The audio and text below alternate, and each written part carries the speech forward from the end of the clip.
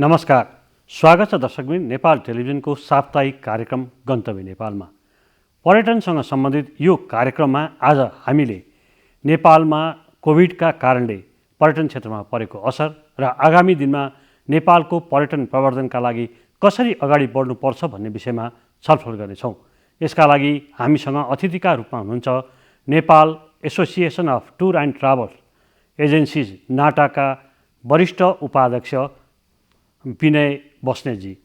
विनयजी, यहाँलाई स्वागत छ नेपाल टेलिभिजनको यो कार्यक्रममा। नमस्ते, धन्यवाद। जस्तो यो कोभिडका कारणले समग्र रूपमा सबभन्दा बढी इफेक्टेड भनेको पर्यटन क्षेत्र नै भएको छ र अहिले अब पर्यटन क्षेत्रलाई आगामी दिनमा अगाडि बढाउनका लागि यहाँहरूले विभिन्न चरणमा छलफलहरू पनि गरिरहनु भएको छ सरकारवालाहरू बिचमा। भनेपछि अब कसरी अगाडि बढ्ने प्लान छ तपाईँले? कसरी अब आगामी दिनमा नेपालको पर्यटन प्रवर्धनका लागि चाहिँ कसरी अगाडि बढ्नु पर्ला जस्तो लाग्छ यहाँलाई? धन्यवाद प्रधानजी। नेपालको पर्यटनमा अहिले प्रत्यक्ष रूपमा सबभन्दा बढी प्रभावित र लामो समयसम्म असर रहने व्यवसाय भनेको पर्यटन व्यवसाय हो र यसलाई उकास्नको लागि हामीले अहिले यसलाई बचाउनको लागि पनि सुरुमा त यसलाई बचाउनु पर्यो। त्यसपछि आगामी दिनमा चाहिँ नि पर्यटन क्षेत्रलाई चलायमान बनाउनको लागि दुई किसिमको कुराहरू भयो है। अहिले त्यसमा हामीले यसलाई बचाउनको लागि विगतमा अब यो लकडाउनदेखि नै हामी लामो समयदेखि करिबन 4 देखि 5 महिनादेखि हामी नेपाल सरकारसँग, पर्यटन मन्त्रालयसँग र त्योसँग जोडिएको विभिन्न हवाई विभाग, टुरिज्म बोर्ड, पर्यटन विभाग सबैसँग हामी चाहिँ लामो चरणमा धेरैपल्ट वार्ता गरेर आजको यो मितिसम्म आइसकेका छौँ र हामीले यसमा चाहिँ नि यो पर्यटन क्षेत्रलाई बचाउनको लागि हवाई क्षेत्रदेखि लिएर पर्यटकीय यातायात यी सबै कुराहरूलाई सम्बोधन हुने गरिकन उहाँलाई यो खोल्न, यसलाई चलायमान बनाउनलाई विभिन्न चरणमा वार्ता गरेर आजको यो मितिसम्म हामी यहाँसम्म आज अस्ति सेप्टेम्बर 1 तारिकदेखि हवाई सेवा सञ्चालन सुचारू गर्न सफल भएका छौँ। यसमा नाटा लगायत विभिन्न संस्थाहरूको सहकार्यमा हामीले यो सफलता हासिल गरेका छौँ र अब पनि अझै पनि अब दोस्रो चरण भनेको यसलाई चाहिँ कसरी हामीले अगाडि बढाउन सक्छौँ र यसलाई पर्यटन क्षेत्रलाई चलायमान बनाउन सक्छौँ भने, किनभने कोभिड आजको भोलि नै यो समापन हुनेवाला छैन र यो सँगसँगै हामीले अब पर्यटकलाई आन्तरिक पर्यटक, इन्टरनेसनल पर्यटक यी सबैलाई चाहिँ नि सम्बोधन हुने किसिमले नीति नियमदेखि लिएर सेफ्टीका प्रोटोकलदेखि लिएर यी सबै कुराहरूलाई लिएर नै अगाडि बढ्नुपर्छ। त्यही त, जस्तो अब यो पर्यटन क्षेत्रमा संलग्न पर्यटन व्यवसायी, त्यसपछि आएर पर्यटनविदहरूले पनि नेपालको पर्यटनलाई पुरानै लयमा फर्कनका लागि चाहिँ झन्डै 5 वर्ष लाग्छ भनेर पनि भनिरहनु भएको छ। यो विषय यो अवस्थामा चाहिँ अब हामी 5 वर्षको प्लान कसरी गर्ने त? अब यहाँले गर्नुभयो होला नि त, यहाँहरूको सरकारवाला संस्थाहरूसँग यहाँले मिटिङ पनि गरिरहनु भएको छ। अब नेपालको पर्यटनलाई पुरानै लयमा फर्काउनका लागि चाहिँ हामी कसरी अगाडि बढ्ने, कस्तो खालको प्लानिङहरू यहाँहरू गर्दै हुनुहुन्छ? हामीले अब यसमा उहाँले भने जस्तै यसलाई कम्तीमा पनि एउटा सहज वातावरणमा आइपुग्नलाई अब पर्यटन नै फर्किने भन्ने किसिमले त अब यो 3 वर्ष, 4 वर्ष, 5 वर्ष पनि हामीले अब यो कहिलेसम्म फर्किन्छ भन्ने कुरा अनिश्चित छ। तर पनि हामीले अनिश्चितको बिचमा पनि हामी यसमा जुट्नुपर्छ, लाग्नुपर्छ भनेर हामीले चाहिँ नि अब जस्तै अहिले तुरुन्तै हवाई सेवा सञ्चालन भएको छ, त्योसँग जोडिएर अहिले तपाईँले पनि हेर्नु भएको छ केही समयभित्रै, यो करिबन 1 तारिकदेखि आज 11 तारिक हो, त्यही समयभित्रै नै सुरुमा उहाँले 500 जनाको मात्रै सेवा सञ्चालन गर्नुभएको थियो, त्यसपछि 800, अहिले फेरि हिजोको न्युजमा करिबन 3000 फ्लाइटबाट मान्छेहरू विदेशबाट ल्याउने भन्ने किसिमको जुन उहाँले एयरपोर्ट जुन खोल्नु भएको छ, त्यसै गरिदेखि डोमेस्टिक टुरिज्मलाई पनि बढावा दिनलाई डोमेस्टिक फ्लाइटदेखि लिएर यी सबै कुराहरू खोल्नुपर्छ र बिस्तारै यसलाई चलायमान बनाउनुपर्छ तत्कालको लागि होइन। त्यसपछि चाहिँ नि यो पर्यटन क्षेत्र चाहिँ नि एउटा चलायमानको अवस्थामा आउँछ भन्ने हाम्रो बुझाइ छ। त्यो सँगसँगै अब चाहिँ नि यसलाई सर्वप्रथम अहिले विदेशबाट केही पर्यटकहरू, विदेशी पर्यटकहरू आउनको लागि तयार छन्। ती ती ती पर्यटकहरूलाई सम्बोधन हुने किसिमले हामीले अब नेपाल सरकारले सेफ्टी प्रोटोकलहरू बनाएको छ। त्यसमा चाहिँ नि हवाई सेवासँग जोडिएको, पर्यटक यातायातसँग जोडिएको, पर्यटन व्यवसायसँग जोडिएको यी सेफ्टी प्रोटोकलहरूलाई, होटलसँग जोडिएको सेफ्टी प्रोटोकलहरूलाई लागू गरेर त्यसको विश्वसनीयता सबभन्दा महत्त्वपूर्ण भनेको हामीले विदेशी टुरिस्टहरूलाई ल्याउनको लागि त्यसको विश्वसनीयता के, कोभिडको कारणले प्रभावित भएको क्षेत्रहरूमा त्यो किसिमको विश्वसनीयता भोलि आएको अवस्थामा चाहिँ हामीले त्यो दिन सक्छौँ कि सक्दैनौँ। सर्वप्रथम उहाँहरूको कन्फिडेन्स हामीले गेन गर्न सक्नुपर्छ र त्यसको लागि के गर्ने भन्दाखेरि यी सेफ्टी प्रोटोकल नेपाल सरकारले, पर्यटन मन्त्रालयले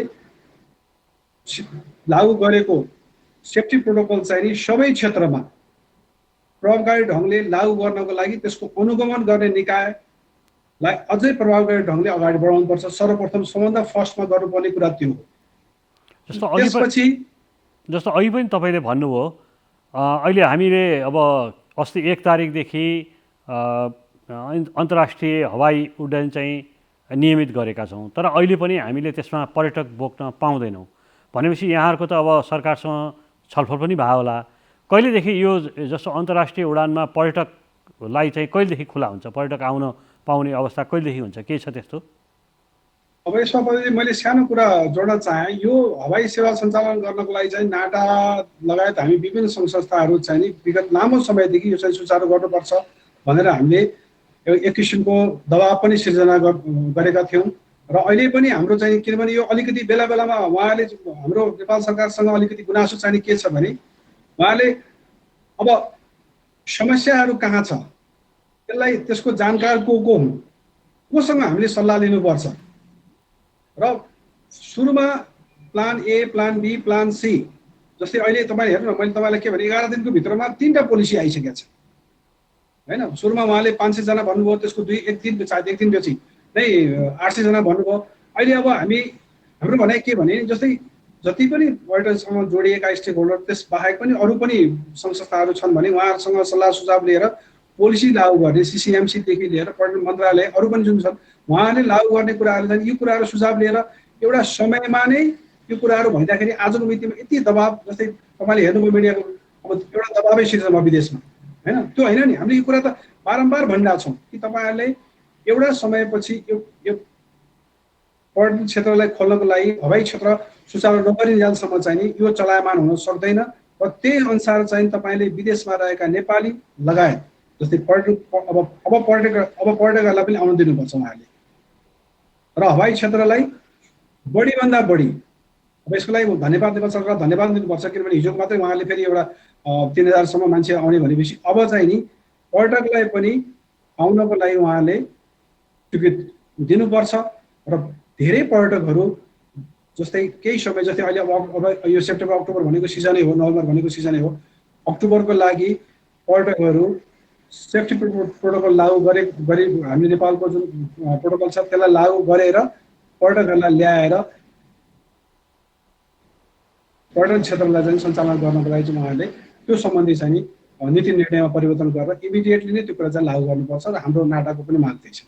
जस्तो अब यो एयरलाइन्सको कुरा त यो हो, एयरलाइन्स मात्र छोडेर पर्यटक आएर उनीहरूलाई सेवा पनि दिनु पर्यो। जस्तो अन्य जस्तो होटल रेस्टुरेन्टहरूले पनि तपाईँको स्वास्थ्य मापदण्ड पालना गरेर कमसेकम 50% को चाहिँ क्षमतामा भए पनि चलाउनु पाउनु पर्यो भनेर कुराहरू उठाइरहेछन्। यसमा चाहिँ नाटाको चाहिँ भनाइ के हो त? होइन, यो चाहिँ एउटा कुरा के छ भने हेर्नुहोस्, सर्वप्रथम सबैजनाले बुझ्नुपर्ने कुरा के छ भने व्यवसायीहरूले आफ्नो व्यवसाय गुमाउन चाहँदैन। त्यो भनेको उनीहरूले ती कुराहरू, प्रोटोकल सम्बन्धी कुराहरू एकदम सिरियसली नै लागू गर्छन्। किनभने कुनै पनि होटलमा एउटा पर्यटक आएर भोलि त्यो होटलमा चाहिँ यो किसिमको व्यवस्थापन छैन, यो किसिमको यो प्रोटोकल लागू गरेका छैन भन्ने बित्तिकै उसको सम्पूर्ण बिजनेस जान्छ। त्यस कारणले यी व्यवसायहरू चाहिँ नि, चाहे होटल हुन्, चाहे पर्यटक यातायात हुन्, चाहे ट्राभल एजेन्सीहरू हुन्, सम्पूर्ण अन्य सम्बन्धित कम्पनीहरू हुन्, ट्रेकिङ कम्पनीहरू, जुनसुकै कम्पनीहरूले पनि यी कुराहरू चाहिँ स्ट्रिक्टली लागू गर्न चाहनुहुन्छ र उहाँहरू लागू गर्नुहुन्छ। किनभने त्यसले गर्दाखेरि उहाँहरूको व्यवसाय नोक्सान हुन्छ। तर पनि अब काठमाडौँमा विभिन्न पर्यटकीय क्षेत्रहरू छ, काठमाडौँ भयो, चितवन भयो, पोखरा भयो, अरू पनि क्षेत्रहरू होइन। ती क्षेत्रहरूमा चाहिँ नेपाल सरकारले यी कुराहरू लागू भएको छ कि छैन, लागू गरेकै छ कि छैन। मैले सुरुमा पनि भने यी अनुमोदनको लागि चाहिँ नि पर्यटन सम्बन्धी जोडिएको निकायलाई, किन अहिले प्रदेश पनि प्रादेशिक पर्यटन मन्त्रालयहरू पनि गठन भइसकेका छ, उहाँहरूको सहकार्यमा पर्यटन व्यवसायसँग सहकार्यमा सङ्घ संस्थासँग सहकार्य गरिकन यी कुराहरू चाहिँ लागू, किन यो त एउटा व्यवसायको कुरा मात्रै होइन, देशको नेपालको कुरा हो। कुनै पनि एउटा विदेशी पर्यटक आएर यहाँ चाहिँ नि उसले चाहिँ नि नेपालमा यो प्रोटोकल चाहिँ यसरी लागू भएको छैन भन्ने कुरा एउटा जाने बित्तिकै सिङ्गो नेपालको कुरा आउँछ, त्यहाँ कुनै एउटा संस्था एउटा व्यक्तिको कुरा आउँदैन। त्यही कारणले यसमा चाहिँ नि हामी व्यवसाय लगायत मन्त्रालय सम्पूर्ण स्टेक होल्डर चाहिँ नि यसमा सिरियसली लाग्नुपर्छ र यसलाई चाहिँ नि त्यत्तिकै विदेशीहरूको कन्फिडेन्स गेन गर्नको लागि हामीले सम्पूर्ण निकायहरू सोच्नुपर्छ। जस्तो अहिले सरकार चाहिँ नयाँ पर्यटन नीतिको तयारीमा पनि छ, यो बेलामा चाहिँ नयाँ पर्यटन नीति बनिरहँदाखेरि तपाईँहरूको अपेक्षा चाहिँ के हो, कस्ता कुराहरू चाहिँ पर्यटन नीतिमा आउनुपर्छ? पर्यटन नीतिमा जस्तै पर्यटन नीति धेरै पछि बन्दैछ, त्यसमा हामीले नाटाको तर्फबाट र अरू सङ्घ संस्थाको तर्फबाट पनि हामीले सुझावहरू दिएको छौँ। अब त्यसमा हामीले अहिले अब यो अलिकति प्रभावकारी ढङ्गले लागू गर्नको लागि जानको लागि चाहिँ नि केन्द्र लेभल, प्रदेश लेभल र स्थानीय लेभल यी सबै कुराहरू जोड्नुपर्छ र प्राइभेटहरूसँग पनि त्यही किसिमले अगाडि बढ्नुपर्छ। र हामीले अब यो जस्तै उहाँले अलिकति नेपालमा भइरहेको बिजनेसमा चाहिँ नि पर्यटन व्यवसायहरूमा चाहिँ नि उहाँले केही वर्गीकरणको कुराहरू ल्याउनु भएको थियो, त्यो कुरा चाहिँ हामीले लागू गर्नु हुँदैन, किन वर्गीकरणले चाहिँ नि यसलाई पर्यटन क्षेत्रलाई अगाडि बढाउन पुग्दैन भनेर त्यो वर्गीकरण हुँदैन भनेर चाहिँ नि त्यसमा हामीले आफ्नो किसिमको सम्पूर्ण नाटा लगायत अरू सङ्घ संस्थाहरूले पनि त्यसमा त्यो किसिमको सुझाव दिएको छौँ। र अब बाँकी र पर्यटन क्षेत्रलाई अगाडि बढाउने कुरामा चाहिँ नि जस्तै अहिले पर्यटकीय क्षेत्रहरू होइन हामीले दुई किसिमले हेर्नु पर्यो, एउटा इन्टरनेसनल टुरिस्टलाई आकर्षित गर्ने कुरा, अर्को चाहिँ नि डोमेस्टिक टुरिस्टलाई आकर्षित गर्ने कुरा। अब डोमेस्टिक टुरिस्टलाई चाहिँ नि अहिले अब तपाईँले देख्नु भएको छ, हामी पछिल्लो 4-5 वर्षदेखि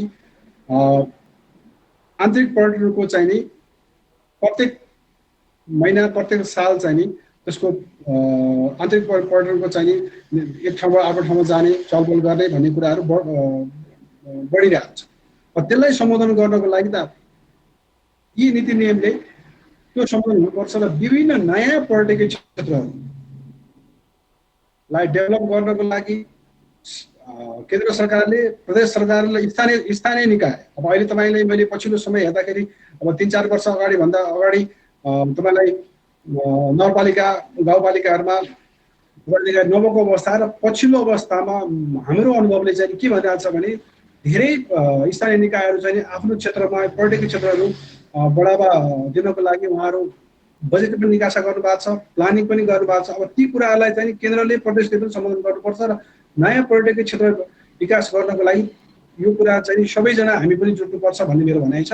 र त्यसले त्यो सँगसँगै एउटा कुरा अझै जोड्न चाहे मैले, पर्यटक त्यो ठाउँमा लग्ने मात्रै होइन कि त्यो ठाउँमा पर्यटक लगिसकेपछि उनीहरूको स्टे बढाउनको लागि, उनीहरूको त्यहाँ बसाइ लम्ब्याउनको लागि पर्यटकीय गतिविधि पनि विभिन्न किसिमको पर्यटकीय गतिविधि पनि त्यहाँ हुने किसिमले अब सर्ट हाइकिङ हुन्छ कि अरू कुराहरू हुन्छ कि हैन, ती कुराहरूलाई पनि सम्बोधन हुनुपर्छ र त्यो कुराहरूलाई बढाउनुपर्छ। जस्तो यहाँले अघि पनि भन्नुभयो, अहिले तपाईँको प्रदेश र स्थानीय तहमा चाहिँ उनीहरूसँग स्रोत पनि यथेष्ट मात्रामा छ।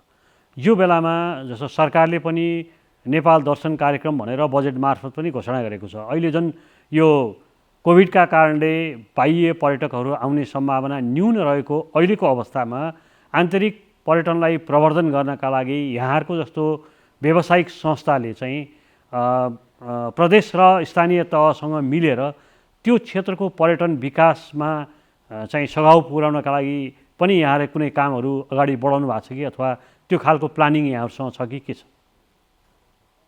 हामीले चाहिँ नि हामीसँग अहिले हामी नाटा प्रदेश भनेर 5वटा प्रदेशमा नाटा गठन भइसकेको छ उहाँहरूलाई उहाँहरूको सहकार्यसम्म उहाँहरूको आफ्नो क्षेत्रमा अब त्यसमा अहिले तपाईँलाई भन्नुपर्दाखेरि सुदूरपश्चिमाञ्चल अनि 5 नम्बर प्रदेश गण्डकी प्रदेश 1 नम्बर प्रदेश र बागमती होइन यी सबैमा हाम्रो नाटाको प्रदेश गठन भइसकेको छ र उहाँहरूले स्थानीय निकायसँग सहकार्य गरेर त्यसमा हामी केन्द्र नाटाले पनि उहाँहरूसँग सहकार्य गरिरहेका छौँ र हामी बिचमा यो नीति नियम बनाउनदेखि लिएर नयाँ नयाँ पर्यटन क्षेत्र डेभलप गर्नको लागि पनि सहकार्य गरिरहेका छौँ र त्यसमा चाहिँ नि अब अरू केन्द्र सरकारले पनि केन्द्र सरकारसँग जोडिएका कुराहरू पनि यसमा किनभने इन्फ्रास्ट्रक्चर डेभलपमेन्ट मात्रै होइन कि अरू कुराहरू आवत जावतका कुराहरू धेरै कुराहरू जोडिएको छ भने पर्यटकीय यातायातको लागि तपाईँले यो पर्यटकीय यातायातको जुन व्यवस्था छ सर्टेन ठाउँमा चाहिँ नि उहाँहरूले अझै पनि बढावा दिनको लागि त्यसलाई पहल उहाँहरूबाट नीति नियम आइसकेको छैन।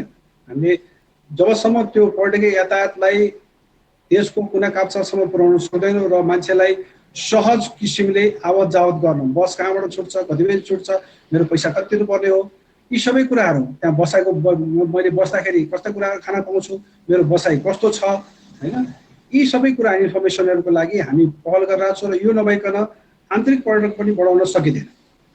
जब यी कुराहरूको इन्फर्मेसन एकदम प्रोपर इन्फर्मेसनको व्यवस्था र त्यसमा लागू नीति नियमको कुराहरूदेखि लिएर सबै जबसम्म त्यो कुराहरू खुलस्त रूपमा प्रत्येक नेपालीले थाहा पाउँदैनन् उनीहरूले एक ठाउँबाट अर्को ठाउँ जानलाई उनीहरूलाई हिचकिचाहट जबसम्म भइरहन्छ तबसम्म चाहिँ नि हामीले आन्तरिक पर्यटन बढाउन सक्दैनौँ। त्यही कारणले यी कुराहरूमा पनि हामीले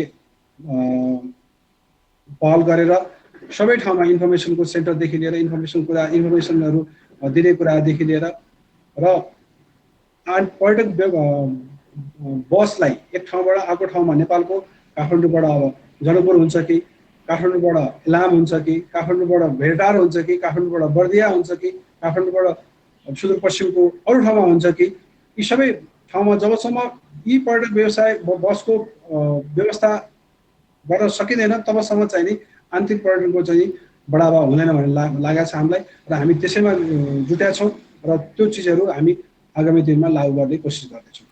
यस्तो भूपरिवेष्टित देश नेपालका लागि चाहिँ हवाई मार्ग महत्त्वपूर्ण छ अघि पनि यहाँले भन्नुभयो आन्तरिक रूपमा पनि बाह्य रूपमा पनि।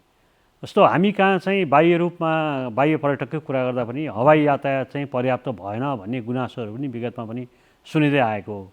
अहिले सरकारले चाहिँ नयाँ हवाई नीति पनि ल्याउँदैछ त्यसमा चाहिँ अन्तर्राष्ट्रिय विमानस्थल अन्तर्राष्ट्रिय एयरलाइन्स खोल्नका लागि 80% चाहिँ बाह्य लगानी पनि ल्याउन सक्ने प्रावधानहरू पनि राखिएको छ। यसलाई यहाँले एउटा पर्यटन व्यवसायीको हिसाबले कसरी हेर्नु भएको छ? यसले चाहिँ अब नेपालमा बाह्य लगानीमा चाहिँ यो प्राइभेट एयरलाइन्सहरू अन्तर्राष्ट्रिय एयरलाइन्सहरू आउने सम्भावना कतिको देख्नुहुन्छ? अब पर्यटकीय क्षेत्रमा पर्यटन व्यवसायमा चाहिँ नि आन्तरिक र बाह्य लगानीको वातावरण नेपाल सरकारले सर्टेन कुरामा सबै कुरामा होइन सर्टेन कुरामा तपाईँले भने जस्तै हवाई सेवामा उहाँले खोल्नु भएको छ। अब त्यो एउटा नेपालको पर्यटनको लागि हामीले बुझ्दाखेरि चाहिँ एउटा जुन किसिमको निर्णय नेपाल सरकारले गरेका छ त्यसलाई चाहिँ हामी स्वागत पनि गर्दछौँ। तर पनि अझै पनि हाम्रो बुझाइ के छ भने नेपालको पर्यटन व्यवसाय र नाटाको बुझाइ के छ भने नेपालमा पर्यटकीय क्षेत्रको विस्तारको लागि र पर्यटकलाई बढीभन्दा बढी आकर्षित गर्न र एउटा स्टेबल पनि हुनको लागि सस्टेनेबल पनि हुनको लागि चाहिँ नि नेपाल एयरलाइन्स नै बलियो हुनुपर्छ। नेपाल एयरलाइन्स जबसम्म बलियो हुँदैन अब तपाईँले यो कुराहरू भनिहाल्नुभयो भोलि अरू विदेशी एयरलाइन्सहरू पनि नेपालमा खोलेको खण्डमा हामीले त्यसलाई नराम्रो भन्नु हुँदैन किनभने त्यसले पनि नेपालको पर्यटन क्षेत्रमा योगदान गर्छ। जस्तै अहिले पनि विदेशी एयरलाइन्सहरू नेपालमा आइरहेछन् उहाँहरूले पनि नेपालको पर्यटन क्षेत्रमा ठुलो योगदान गर्नुभएको छ। तर नेपाल एयरलाइन्स जति मजबुत हुन्छ नेपाल एयरलाइन्सले जति सेक्टरहरू कभर गर्छ त्यसले नेपालको पर्यटन क्षेत्रलाई एउटा ठुलो उचाइमा पुर्याउन मद्दत गर्छ। त्यसकारणले सबभन्दा पहिले चाहिँ नेपाल एयरलाइन्सलाई मजबुत गर्नुपर्छ। अब तपाईँले अहिले हेर्नुहोस् हामी भैरवा लकडाउनको कारणले कोभिडको कारणले भैरवा एयरपोर्ट खोल्नलाई ढिलो भयो नत्र नेपाल सरकारको अब यो असार मसान्तसम्म भैरवा एयरपोर्ट खोल्ने भनेर उहाँले त्यो तयारी गर्नु अब मेरो विचारले 3-4 महिनाभित्र त्यो खुल्दैछ होइन, ढिलो भयो भने। अबको 1 वर्षपछि पोखरा खुल्दैछ हेर्नुहोस्। भनेपछि यसले त नेपालको पर्यटनमा त ठुलो ठुलो परिवर्तन ल्याउँदैछ। अब तर त्यसको लागि तयारी के त अब? 4 महिनापछि भैरवा खुल्दैछ, नेपाल एयरलाइन्ससँग जहाज छैन। 1 वर्षपछि पोखरा खुल्दैछ, नेपाल एयरलाइन्ससँग जहाज छैन। भनेपछि अब त्यो त्यहाँ कसले गर्ने भयो त? सबै फ्लाइट कसले गर्ने भयो त? विदेशी एयरलाइन्सहरूले होइन। हो, यस्ता कुराहरू चाहिँ नि समयमै 1 वर्षपछि, 2 वर्षपछि, 3 वर्षपछि के गर्नुपर्ने हो त? हामीले आज 3 वर्षको लागि, 5 वर्षको लागि के गर्नुपर्ने हो? यस्ता कुराहरू पोलिसी लेभलमा हामीले पनि बारम्बार सुझावहरू दिने गरेका छौँ। त्यो कुराहरू भइरहेछ। जस्तै इमिडिएटली अस्ति 2 महिना, करिब 1-1.5 महिना अगाडि हामी नेपाल एयरलाइन्सले बोलाएको यो नयाँ एयरक्राफ्ट ल्याउने सम्बन्धमा उहाँहरूले हामीलाई नाटाले पनि बोलाउनु भएको थियो। हामी पनि त्यहाँ गएर केही सल्लाह सुझावहरू दिइरहेछौँ, दिएको थियौँ। र अहिले आगामी दिनमा पनि हामी यो सबै पर्यटन सङ्घ संस्थाहरूले नेपालको पर्यटनलाई व्यवस्थित गर्न, राम्रो गर्न, बढाउनको लागि सल्लाह सुझावहरू दिइरहनुहुन्छ, भोलि पनि दिइरहनु। तर के भने त्यसलाई सुनवाई गर्ने निकायले यी कुराहरू चाहिँ नि लागू गर्ने कुरामा चाहिँ उहाँहरू कहिले पनि सिरियस हुनु भएन। केही कुराहरू सडन कुराहरू अलिकति दबाब सिर्जना भएपछि मात्रै गर्ने, त्यसपछि नगर्ने। अब हामी कार्यक्रमको अन्तिमतिर आइसकेको छौँ। अन्तिममा म यहाँ चाहिँ यो ट्राभल ट्रेडसँग पनि सम्बन्धित व्यवसायमा हुनुहुन्छ। आगामी सिजनका लागि नेपाल आउन चाहने पर्यटकहरूको इच्छा आकाङ्क्षा चाहिँ कतिको देखिएको छ? आगामी सिजनमा जस्तै अब तत्कालै हेर्नुहोस्, अब हामीले भन्नुपर्दाखेरि तत्कालै चाइनिज पर्यटकहरू चाहिँ सबभन्दा पहिले आउन सक्ने सम्भावना चाइनिज पर्यटकहरू, किनभने अहिले अक्टोबरदेखि उहाँहरूको डोमेस्टिक पर्यटन खोल्दै हुनुहुन्छ। र हामीले नयाँ चाइनिज न्यू इयर 2021 को फेब्रुअरीमा उहाँहरूको न्यू इयर पर्छ, जनवरी एन्ड अथवा फेब्रुअरीमा पर्छ, फेब्रुअरी 1 विकमा पर्छ। त्यसपछि चाहिँ चाइनिज पर्यटक ल्याउने किसिमको हामी तयारी गर्नुपर्छ। त्यसमा चाहिँ हवाई भाडा दर, हवाई नीति, हवाईको फ्रिक्वेन्सी, फ्लाइटको फ्रिक्वेन्सीदेखि लिएर सबै कुराहरू भर पर्छ। यसमा चाहिँ नेपाल सरकारले त्यो कुराहरू विचार गर्नुपर्छ। र सँगसँगै युरोपबाट पनि हामी धेरै पर्यटकहरू, अझै पनि धेरै साथीहरूको अक्टोबर नोभेम्बरको बुकिङहरू अझै पनि उहाँहरूले होल्ड गरेर राख्नु भएको छ होइन। तर यी सम्बन्धी कुराहरूमा सबै हवाई फ्रिक्वेन्सीदेखि लिएर, हवाईका भाडा दरदेखि लिएर यी कुराहरू भर पर्दछ। र त्यो सँगसँगै मैले तपाईँले भने जस्तै अलिकति सानो कुरा मैले अझै जोड्न चाहेँ। हामीले यो इन्सुरेन्सका कुराहरू धेरैपल्ट हामीले विदेशी इन्सुरेन्सका कुराहरू उहाँले गर्ने इन्सुरेन्सको कुरा गरेर त नेपालले इन्सुरेन्समा चाहिँ नि, किन 2015मा हामी भूकम्प भयो, अहिले चाहिँ नि कोभिडले भयो, त्यसै गरी धेरै व्यवसायहरू मारमा परेका छन्। र हामीले राष्ट्रिय बीमा समिति मार्फत नेपालमा इन्सुरेन्सको पोलिसी यस्तो किसिमको लागू गर्नु पर्यो कि आगामी दिनमा व्यवसायलाई सर्भाइभ र रिभाइभ गर्ने किसिमले उहाँले यदि कुनै काम यो प्राकृतिक विपद परेको खण्डमा चाहिँ नि त्यो कुराहरूले उहाँहरूको नोक्सान बेहोर्ने किसिमको इन्सुरेन्स पोलिसी आउनुपर्छ। यसमा राज्यले सुन्नुपर्छ। राष्ट्रिय बीमा समिति यहाँलाई धन्यवाद दिन चाहन्छौँ। हाम्रो समय सकियो। यहाँलाई यहाँको समयका लागि धन्यवाद दिन चाहन्छु। धन्यवाद भाउजी, तपाईँले मलाई बोल्ने मौका दिनुभयो, धेरै धेरै धन्यवाद। हस्, आदरणीय दर्शकहरू, आजका लागि हाम्रो कार्यक्रमको निर्धारित समय सकिएको छ। फेरि अर्को हप्ता हामी अर्को अतिथिका साथ उपस्थित हुनेछौँ। त्यतिन्जेलसम्मका लागि नेपाल टेलिभिजन हेर्दै रहनुहोला। नमस्कार।